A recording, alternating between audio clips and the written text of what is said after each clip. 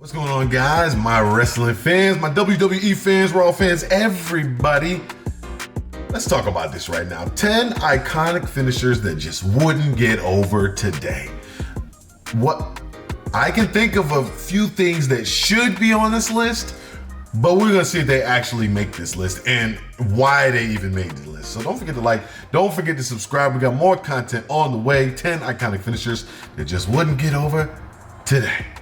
10 iconic finishers that wouldn't get over today. Be sure to subscribe and hit that notification bell for daily wrestling videos and follow us on Facebook for exclusive lists. Also check out our new website, WrestleMania.com. Yes, all Number that. 10, the Sleeper Hold. The Sleeper Hold is one of the most well-known submission moves in pro wrestling. The hold was used by legendary Rowdy Roddy Piper as a finisher, and there have been a number of variations of the move used as a finisher over the years. But Piper is probably the wrestler most associated with the move, maybe him and Ted DiBiase. In modern day WWE, the move is often used as a basic submission hold in a match and is even used as the standard rest hold, so the wrestlers can catch their breath and even communicate when it comes to upcoming spots. If a wrestler was to reintroduce the move as a finisher today, it'll be extremely hard for fans to invest in the move, as a repetition of the move has been butchered over the past 2 decades. Notably, Dolph Ziggler attempted to introduce the move as a secondary finisher around a decade ago, but it sadly struggled to get over, and it wasn't before long that Ziggler retired the move as a finisher. Number 9, belly to belly. It's unlikely that a belly to belly suplex will ever become obsolete in wrestling. The move looks good and is considered relatively safe. However, a wrestler using the move as a primary finisher ever again would be a daring task.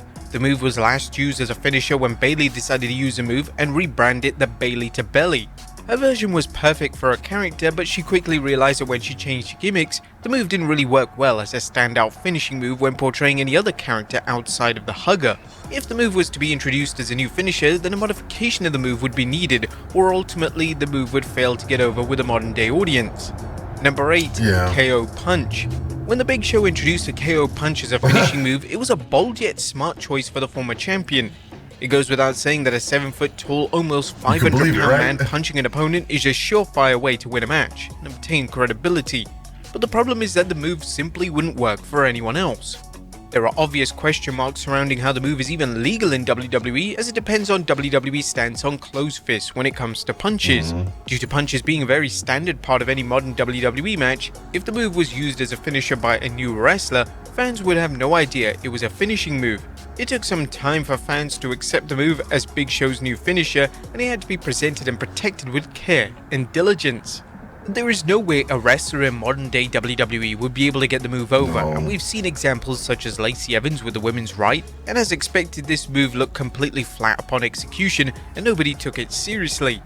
Number 7. It doesn't really have that pizzazz. A lot of those actually that are on there would be a thing, because sleeper hold, belly to belly, they're all used all the time. So you wouldn't even think that it was a finishing move. You're like, oh, that's it? That's the move? That's the... I don't know. It needs something to get the crowd amped up, you know, and that just ain't work. Now the worm, I don't know about this move. The Worm. The Attitude Era was a time in which more comedic finishers were able to get over with the audience. The Worm was a finisher of Too Cool member Scotty 2 Hotty, and the finisher, whilst entertaining and always delivered a huge crowd reaction, it's a rather lackluster move. The move is basically a bulldog followed by a funny dance, only to be followed up by a fist drop. The move was perfect for the respective time, and we saw when Scotty used the move in the Ruthless Aggression era that fans weren't as keen on the infamous move. If that move was used as a finisher for a wrestler today, then it would have to be solely presented as a comedic move and nothing else. Trying to book and present the move as credible would be a difficult task for WWE. We've seen wrestlers such as Otis use a similar move on the WWE main roster, but Otis was extremely smart in having a backup finishing move which allowed him to win matches in a serious and legitimate manner when it wasn't time for a comedic moment. Number 6, the AA.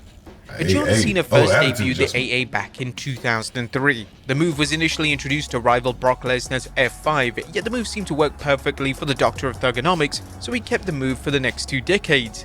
The move is the best possible move for Cena, as it's a safe variation of the popular Death Valley driver maneuver. If Cena was to retire the move and a wrestler from either the WWE main roster or NXT started using the move, it'd be unlikely that the move would ever receive a substantial reaction. The move is firmly associated with Cena, and if anyone else began to use the move, it would look kind of awkward, and it would forever be compared to Cena, which is something a wrestler would always struggle to overcome. Right, they never get over Number it. 5. The Big Splash. Using a big splash as a finisher was previously a smart way for super heavyweight wrestlers to deliver an impactful finishing move. Wrestlers such as Mark Henry and Viscera both used the move as a finisher, and it was a great fit for them as they managed to make the move look devastating. The move was also used by the Ultimate Warrior, and his version of the move worked because he was able to get significant height on his leap, which made the move look awesome upon execution. The Big Splash, similarly to other moves, has become a staple of matches, and the move is seen as a transitional move from one move to the next. If the move was to be used by a wrestler today as a primary finisher, then a noticeable modification would be needed to be implemented. Dang. This modification may come in the form of delivering the splash from the top rope, or it could be something brand new and unique. Without this modification, the move would struggle to receive a reaction, as the fans would be left underwhelmed and very dissatisfied. Number 4. I believe it, but people like Big E doing that's too big, man. They too big, but look, what is this? This variation of the move right here? In the splash from the top rope, or it could be some. He's standing on his freaking stomach. And then jump, man, talk about knocking the wind out of you and making you pass out. That would freak me out. Look at that. Brand new and unique. Oof. Without Even if this you tighten your modification, cord. the move would struggle to receive a reaction, as the fans would be left underwhelmed and very dissatisfied. That's a 200+ pound Number man. 4. The Figure 4 Leg Lock. That's not a In finishing terms of move, famous though. finishing moves, the Figure 4 Leg Was, Lock yeah. is no doubt one of the most celebrated and widely known submission-based finishes. The move is mostly associated with the Nature Boy Ric Flair, and Flair has won countless titles with the trademark move. WWE have had a difficult time in giving the move to anyone else, as fans just seem to reject the notion of someone outside of Flair delivering the move. When Flair passed the move on to The Miz, fans loathed the idea, and it didn't help that The Miz's execution of the move was incredibly clumsy. WWE would even attempt to give Flair's own daughter Charlotte Flair the move, and Charlotte made the sensible choice of offering a modification and variation of the move, as her finisher is appropriately named the Figure 8, and it sees Charlotte push up into a bridge for extra leverage. This has managed to work, and the move is seen as one of Charlotte's more superior moves, and this is predominantly down to Charlotte's unique and memorable approach. It's cool looking. Number 3. The Leg Drop. Hulk Hogan is a man who yep. made the leg drop one of the most protected finishing moves of all time. Hogan's leg drop, whilst basic as a finisher, was given credibility thanks to years upon WWE protecting the move. Decades on from Hogan's era, and the move is used as a standard basic move in most matches, and not the a idea finisher. of a wrestler using the move as a finisher is very hard to comprehend. Unfortunately for fans of the dreaded leg drop, the move is just too basic to be a modern day finishing move, and whilst the move may work if a super heavyweight was delivering it as a finisher, it would still be a tough task to ask fans to accept and react positively to the move being Hey, delivered. girl. Number 2. The People's Elbow. Now, it's hard to imagine anyone other than And I was thinking that the people's elbow might be on here, but also it's no surprise to me that the leg drop is actually on there. That move, however, if you remember what Hulk Hogan was saying, that move isn't actually good for the body to keep doing repetitively. Not only is it, not as interesting anymore, it's not a good idea to keep doing that because he had all those back issues and talking about surgeries from years of just plopping down on somebody. I don't know. These days, especially, you got to protect your body because we're starting to see the after effects of some of the old wrestlers, and this goes with anything like old athletes, basketball players, football players. They have these injuries from things that they did for years, and now we're like, okay, maybe we shouldn't do that.